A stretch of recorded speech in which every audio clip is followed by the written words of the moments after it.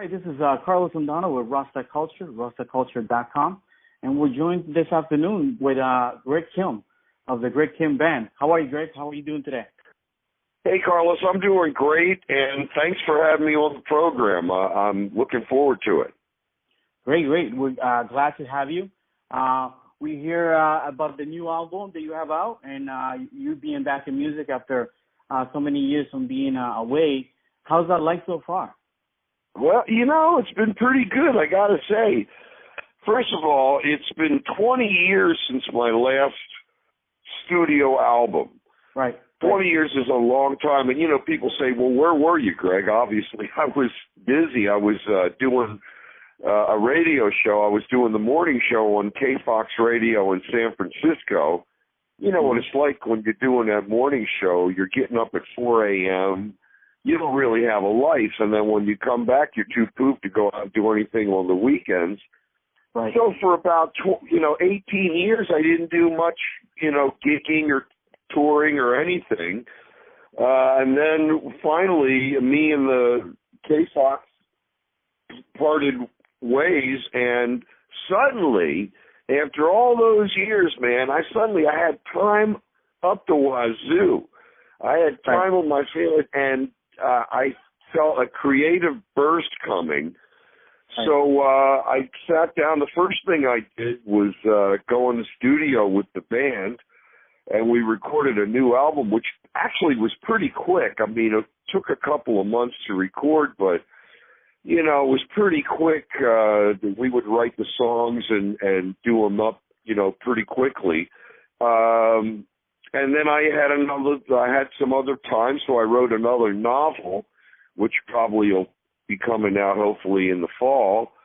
And I'm working on the next album. The next album, we're already 3 songs into the next album. So We're already thinking about what we're going to be doing next. And then this summer is, my summer to go back out on the road, Carlos. I'm going to be out there. It's going to be like summer camp for me, man. Fantastic, man. You are a busy person.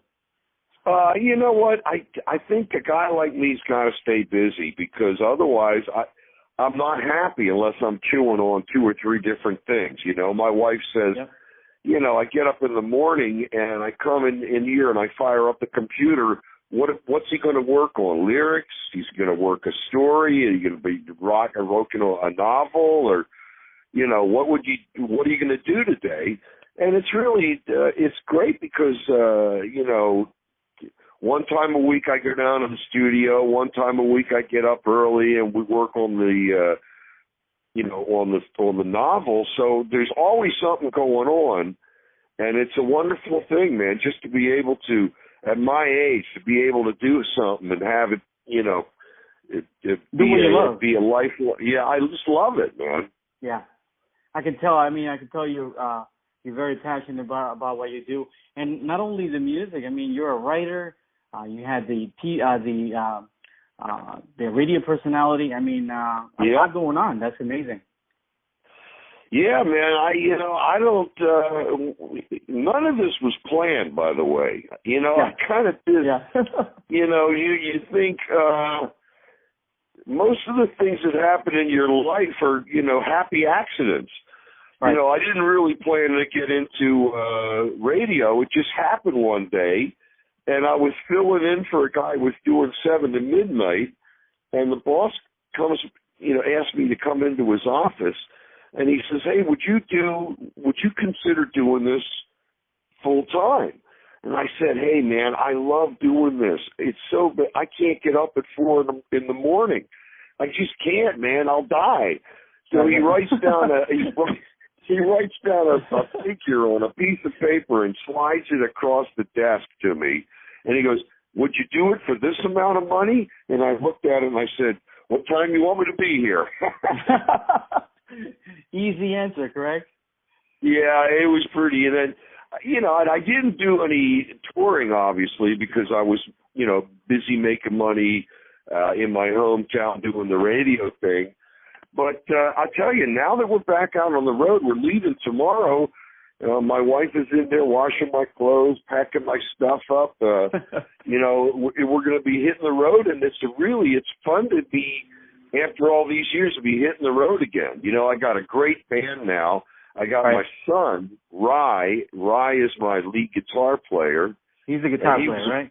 Oh, yeah. He was a former student of Joe Satriani, and when Joe was in the band. And then he went on to Berklee School of Music, and then he graduated a jazz guitar major from Cal Arts in L.A., and that kid can play anything. He is super good, and he reads music, too, believe it or not.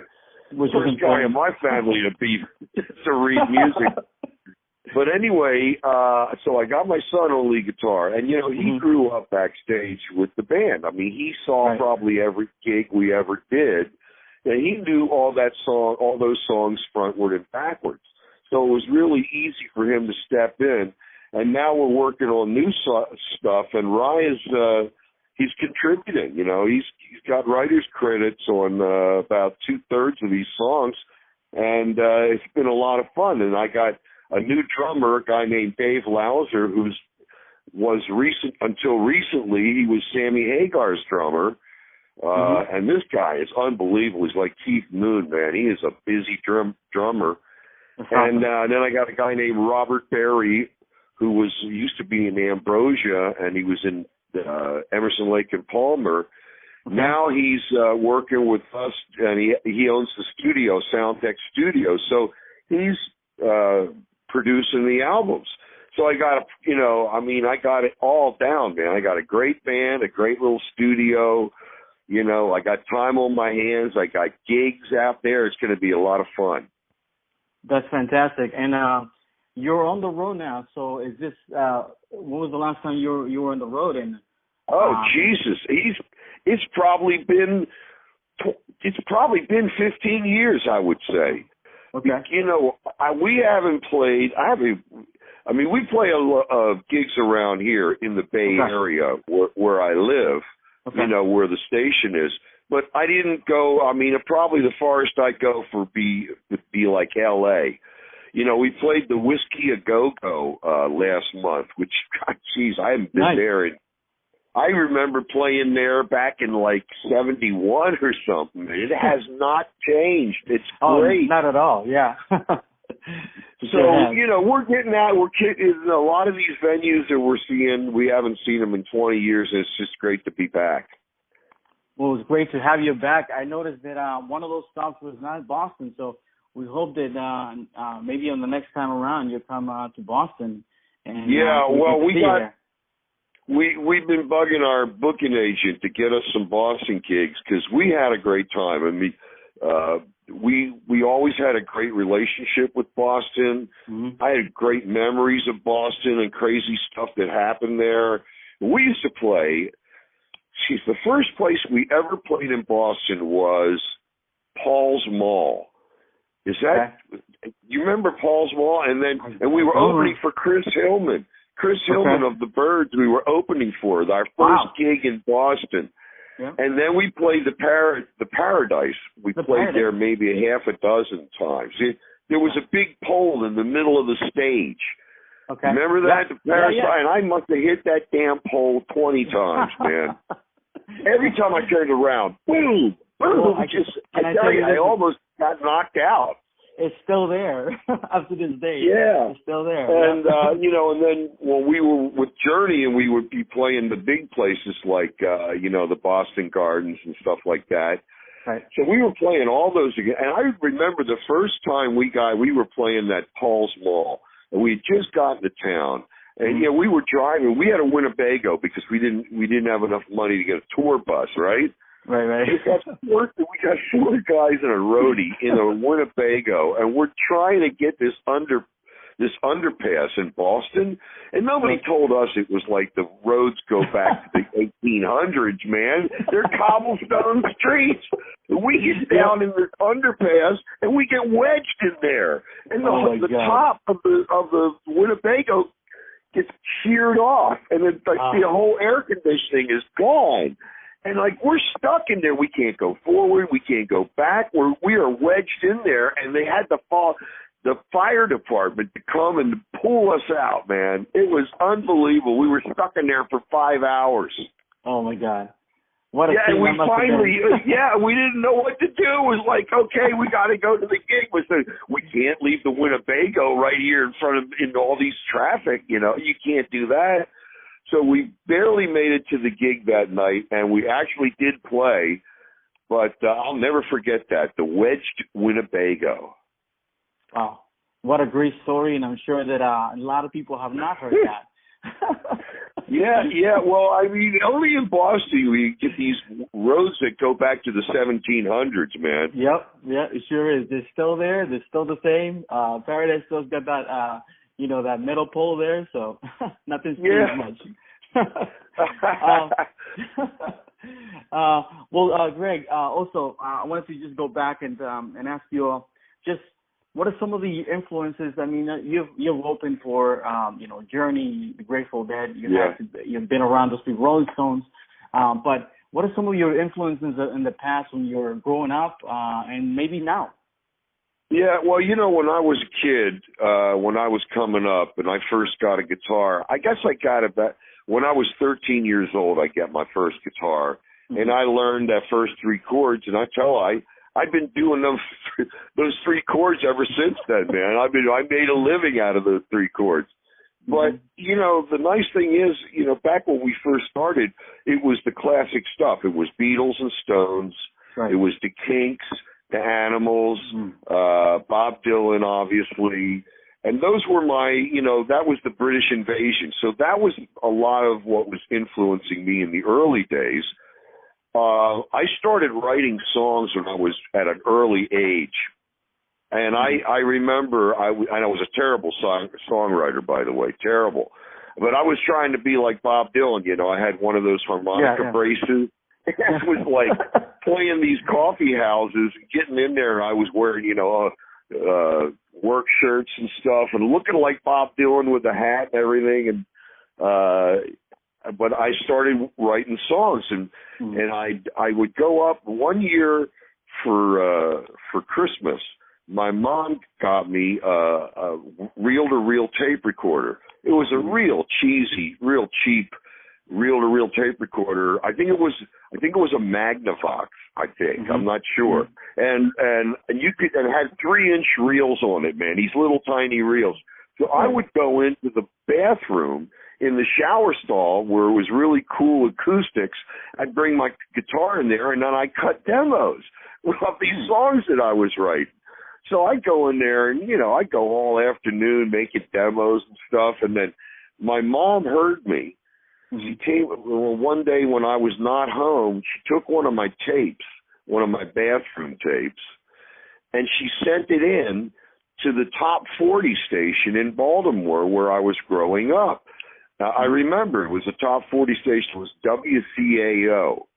WCAO, and I won. I don't know, it must have been a terrible year for talent because of all the idiots in Baltimore. I won the songwriting talent thing, and I won 3 things that I was going to be using for the rest of my life. I got an electric guitar, a stack of records, and an electric typewriter.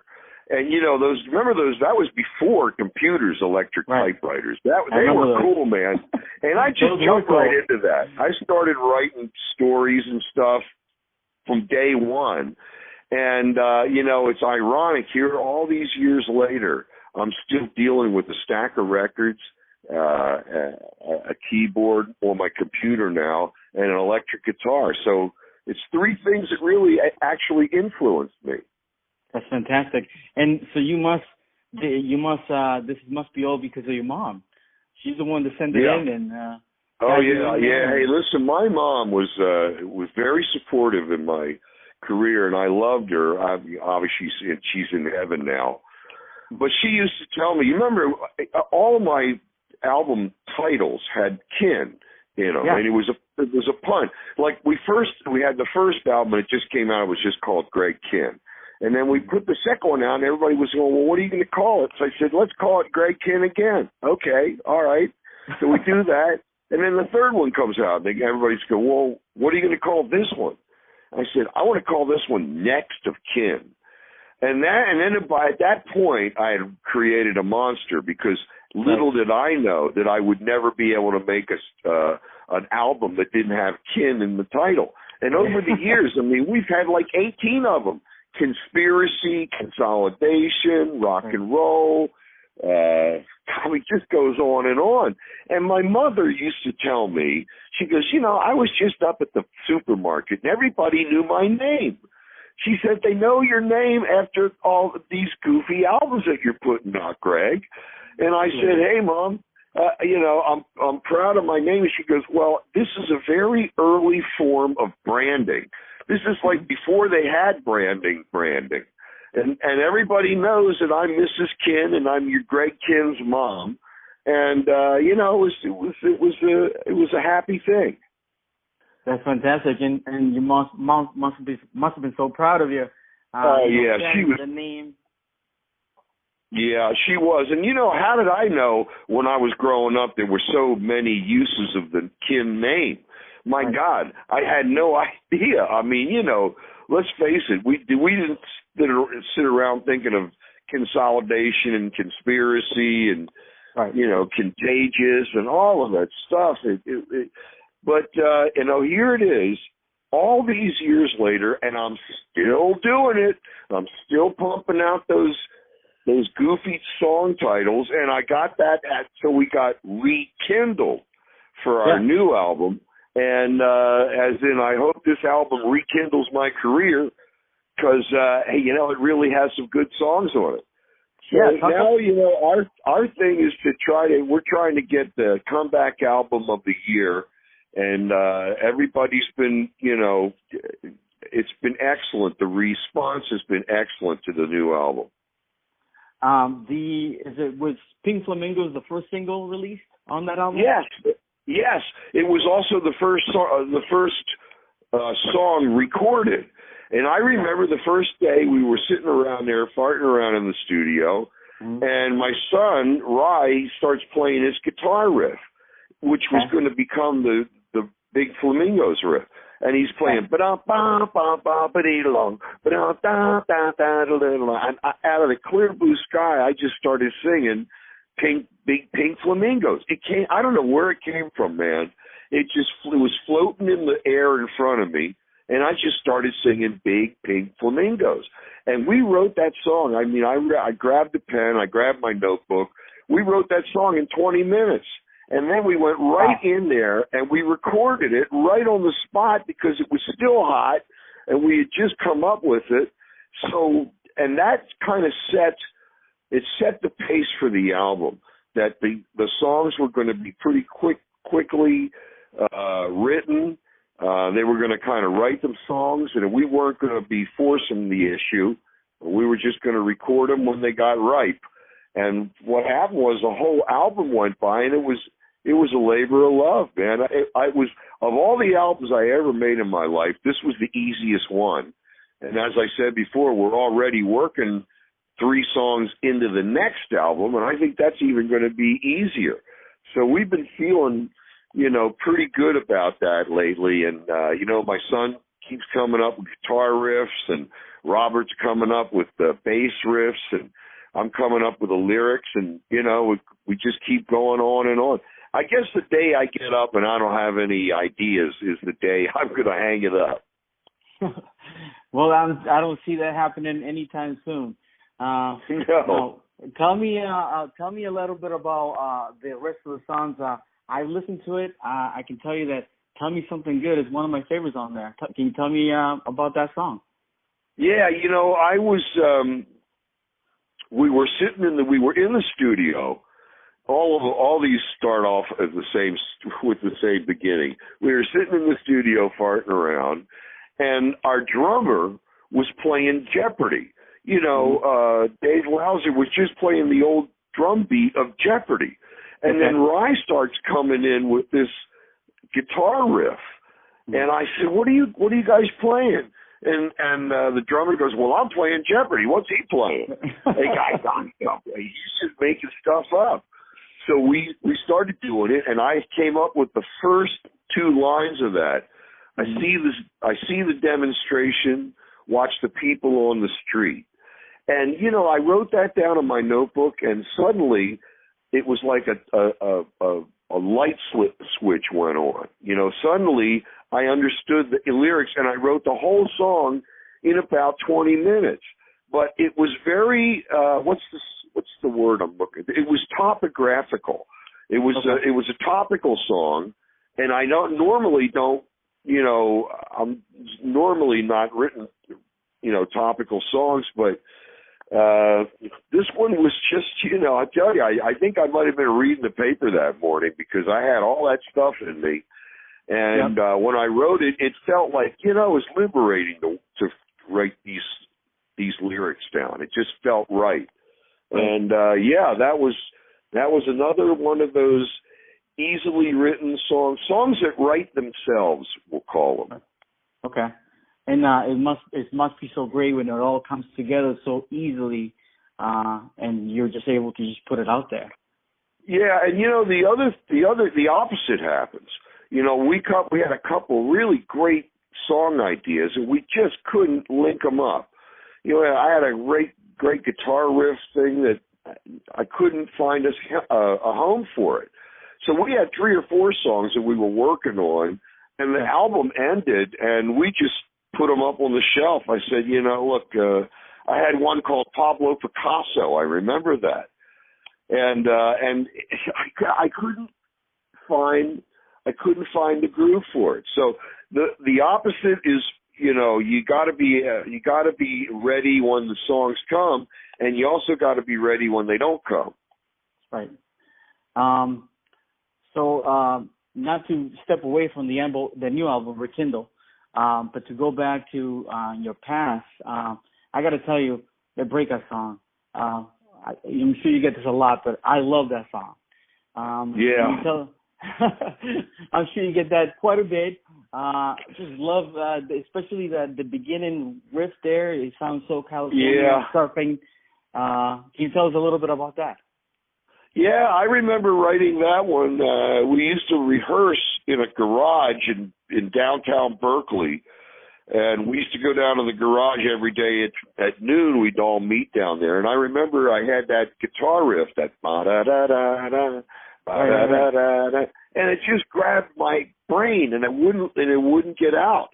It wouldn't go away. So I showed the guys, and it was Steve Wright was there, and he says, "Hey, let's take that chorus from this other song and plug it in to that guitar riff in this song and see what it sounds like." And we did it, and it was like, wow, that's the answer, man. It really came together. So actually it was 2 different songs, and I wedded them together, rewrote the lyrics, and boom, that's what it, and that song has been in more movies.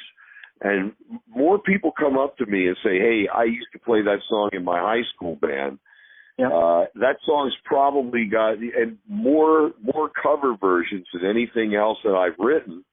And, it's even been in a movie called The Groomsman with John Leguizamo and a couple of these other big comedians. And it's about these guys in a band, and they get together for a wedding it's a wedding revival. 20 years later, they go back to their wedding, and the song they're playing is the breakup song. And it shows them in their garage, rehearsing on the song, and John Leguizamo sang it. He did a pretty decent job. But I tell you, I was in the movie theater, and there here comes my song, and they're playing it. It was like for 5 or 10 minutes in the movie. And I just felt like standing up and going, "That's my song! That's my song!" But no, I didn't. I just kept my mouth shut. Well, it's a fantastic song. I mean, you still hear that song, and it makes you feel like you're somewhere else. It has legs. It's lasted a long time. And I'll tell you the truth. It's one of my favorite songs to play live, because I love that guitar riff. It's easy to play. I wrote it. It was just, I love that song. And to this day, we can't do a show without doing that song. In fact, a lot of the times we close with that song because it's one of our well-known songs. Right. It's a fantastic song for sure. Speaking of your favorite songs to play, that being one of them, what's other songs that you just have to play during your live shows? Well, Jeopardy definitely is something we got to do every time, and that's great because for me, we had a great time writing that song. It was another one of those. It wrote itself in 15, 20 minutes. But I remember doing this. We went into the studio and cut the master tracks for that song, and I remember it was like one take, maybe two takes total. Wow. And we went in to do the video, and that was like one take, two takes. The whole thing just really went by really quick, and it was easy. It was a lot of fun, and the video was like one of the very first concept videos. Up to that point, and I think it was 1983. Most videos were fake live. We were one of the first guys to come along and actually do a mini movie with a plot and everything. It was like a mini. And what I remember, we were having a lunch meeting, and it was like, well, what do you guys want to do for your video? And they were saying, well, what are you into, Greg? And I said, I don't know. I'm into creature features. I'm into horror movies. And then the guy goes, hey, Night of the Living Dead, let's do it. We just grabbed onto that idea, and it was a lot of fun. And I dare say that I'm probably going to go to hell for what I did in that church after hours. But that was a real church. That was Mission Dolores Church in San Francisco, a famous church where Dirty Harry was shot in that church. Okay. I think Dirty I know Harry, the first one. Yeah, it's pretty cool. Okay. That's awesome. And then the thing came out. After it came out, here comes Weird Al, and he's got his version of Jeopardy. I lost on Jeopardy, and then it was a hit all over again. And he goes out, and I was getting mailbox money for years after that. Man, it was great. Even better, right? When something like that works out. Even better. That's it. Of course. Well, Greg, I'd like to thank you for taking the time today to talk to us. We look forward to seeing you in Boston. I know that it's not on your website, but of course, take a look at Greg's website for upcoming shows, gregkihn.com. But thank you so much for taking the time, Greg. It's been a pleasure. Hey, listen, it's great to talk to you guys back in Boston, and hopefully we'll be out there before the year's over. And, hey, the new album's called Rekindled. You better buy 2 copies. I got ex-wives to feed. Okay. Rekindle. All our information is going to be, of course, on our website right down below on where to get the album, Greg's website and blog that you have going on as well, correct? Beautiful. Yep, it's all there. So go to gregkihn.com and you can see it all. Fantastic, Greg. Thank you again for taking the time. Hey, my pleasure, and thank you, Carlos. You're very welcome, Greg. Thank you. And this has been Carlos Londono with Rockstar Culture, rockstarculture.com.